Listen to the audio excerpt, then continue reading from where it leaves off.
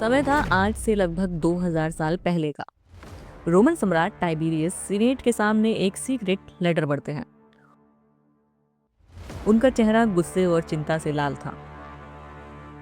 वो कहते हैं कि हमारी दौलत विदेशों में जा रही है, हमारी महिलाओं के गहने और रोम का सारा सोना भारत के समुद्री तटों पर बह रहा है। टाइबेरियस आगे कहता है कि अगर ये नहीं रुका तो रोम के पास सिर्फ राख बचेगी।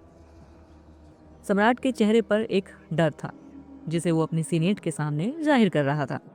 रोम के लिए ये कोई युद्ध नहीं था, बल्कि ये तो एक आर्थिक संकट था जिसने रोम साम्राज्य की नींव हिला दी थी। इस संकट का केंद्र था दक्षिण भारत का एक छोटा सा लेकिन वैभवशाली शहर मुजीरिस। भारत का ये शहर कोई मामूली शहर नहीं था, बल्कि ये वो शहर था जो समुद्र के रास्ते होते हुए रोम को कंगाल बना रहा था। अब सवाल ये था कि भारत के इस शहर के पास भला ऐसा क्या था कि जिसके लिए रोम अपना सब कुछ लुटाए जा रहा था। इसे एक कहानी के जरिए समझते हैं। एक बार विसिगोथ का राजा अलारिक रोम पर हमला करता है। इस हमले में वो रोम के सम्राट को भी घेर लेता है और वहां की जनता का भी बुरा हाल कर देता है। उस वक्त रोम के राजा थे होनोरियस। किसी तरह रोम का राजा होनोरियस अलारिक को समझौता करने के लिए मना लेते हैं। रोम का सोना और चांदी अलारिक को देने के लिए कहते हैं, लेकिन अलारिक को सोने और चांदी से भी ज्यादा कीमती चीजें चाहिए थी। रोम के राजा से कहता है कि उसे फिरौती में सोने चांदी से ज्यादा दूसरी चीजें चाहिए।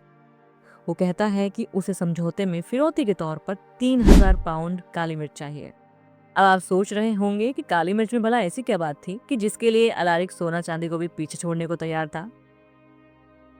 आज आपको ये भले ही मामूली बात लगे, लेकिन काली मिर्च को उस वक्त भारत से इंपोर्ट किया जाता था और रोम समुद्री जहाजों के जरिए भारत से भारी मात्रा में काली मिर्च ले जाया करता था।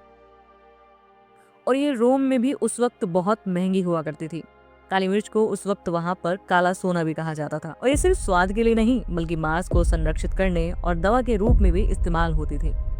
काली मिर्च की इतनी इंपॉर्टेंस थी कि उसे उस वक्त रोम के होरिया नाम के विशेष सुरक्षित गोदामों में रखा जाता था और ये रोम की लग्जरी का सबसे बड़ा सिंबल थी।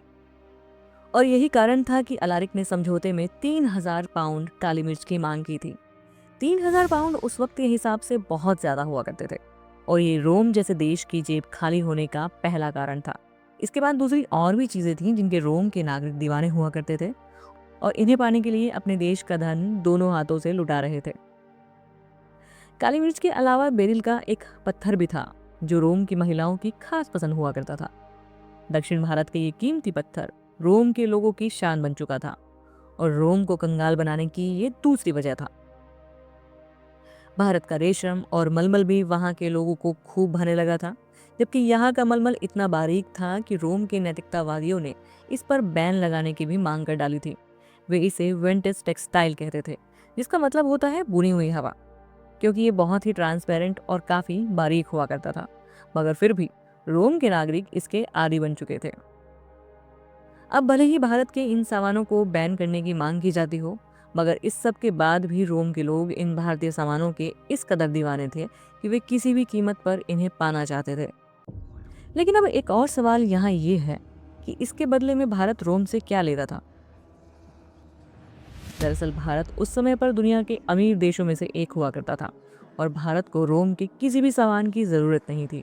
इसीलिए भारत ने जब रोम के साथ व्यापार किया तो उसके बदले में सिर्फ एक ही चीज मांगी, शुद्ध सोना और चांदी। ये व्यापार दक्षिण भारत के शहर मुजीरिस के एक बंदरगाह से समुद्री जहाजों के जरिए किया जाता था। ये वो पोर्ट था जहां से समुद्री रास्ता तय करते हुए यहाँ से काली मिर्च और बाकी की चीजें विदेश जाती और बदले में सोने चांदी के सिक्के भारत के पास आया करते थे। एक प्राचीन हिस्टोरियन प्लिनी द एल्डर अपनी किताब नेचुरलिस हिस्टोरिया में लिखते हैं कि कम से कम गणना के अनुसार भारत, चीन और अरब प्रायद्वीप हर साल हमारे साम्राज्य से 10 करोड़ सेस्टर्सेस सोख लेते हैं। 10 करोड़ सेस्टर्सेस मतलब कि 100 मिलियन। ये वो कीमत है जो हम अपनी जरूरतों और महिलाओं की पसंद के लिए चुकाते हैं। इसमें से अकेले 5.5 करोड़ सेस्टर्सेस भारत के पास जाते हैं। सेस्टर्सेस उस वक्त की रोम की मुद्रा को कहते थे। वो आगे कहते हैं कि रोम की अर्थव्यवस्था धीरे धीरे खोखली हो रही है और मुजीरिस के व्यापारी दुनिया के सबसे अमीर लोग बन रहे हैं। लेकिन क्या हमारे पास इसका कोई ठोस सबूत है कि भारत ने कभी रोम के साथ इस तरह का व्यापार किया है, तो इसका भी जवाब है हाँ। वियना के म्यूजियम में रखा मुजीरिस पपायरस इसका सबसे बड़ा सबूत है। ये उस शताब्दी का एक लोन एग्रीमेंट था जो हर पोलन नाम के एक जहाज के लिए किया गया था। इस एक जहाज में लगभग 9,000 पाउंड मलमल, हाथी दांत और काली मिर्च लदी थी। इसकी कुल कीमत उस समय के 70 लाख सेस्टरसेस के बराबर थी, यानी एक जहाज की कीमत आज के हिसाब से करोड़ों डॉलर थी। और ऐसे ही हजारों जहाज हर साल मुजीरिस से रवाना होते थे। वैसे ये व्यापार समुद्र के रास्ते पहले पॉसिबल नहीं था, लेकिन इस व्यापार को पॉसिबल बनाया हिप्पोलिस नाम के एक नाविक ने, जिसने मानसून की हवाओं के रहस्य को सुलझा लिया था। अब रोमन जहाज सीधे मिस्र से निकलकर 40 दिनों में मुजीरिस पहुंच सकते थे। अब अरब के व्यापारियों का एक अधिकार खत्म हो चुका था और मुजीरिस दुनिया का सबसे व्यस्त पोर्ट बन गया था। अब एक और सवाल आता है, और वो ये कि भारत का ये पोर्ट फिर कहाँ चला गया। दरअसल 1341 में यहाँ पर एक घटना घटती है। पेरियार नदी के मुहाने पर आई एक भीषण बाढ़ ने मुजीरिस का नामो निशान मिटा दिया। जो शहर दुनिया की अर्थव्यवस्था को चला रहा था, वो मलबे के नीचे दब गया। केरल के पटनम में जब खुदाई होती है तो इस शहर के निशान आज भी मिलते हैं। वहां से हजारों रोमन सोने के सिक्के निकलते हैं। इन सिक्कों पर रोम के लोगों ने कट के निशान लगाए थे ताकि वो वापस ना जा सके, लेकिन भारतीयों के लिए ये सिर्फ सोना था। मुजीरिस एक शहर नहीं था, ये भारत की इकोनॉमिक पावर का एक बड़ा सिंबल था। और साथ ही इस बात की भी याद दिलाता है कि जब रोम दुनिया पर राज कर रहा था, उसी समय भारत रोम की जेबें खाली कर रहा था। ये शहर इस बात का भी प्रमाण है कि भारत कभी ग्लोबल ट्रेड का बॉस हुआ करता था। भारत को किसी देश की जरूरत नहीं थी, बल्कि दुनिया को भारत की जरूरत थी, और इसीलिए भारत को सोने की चिड़िया कहा जाता था।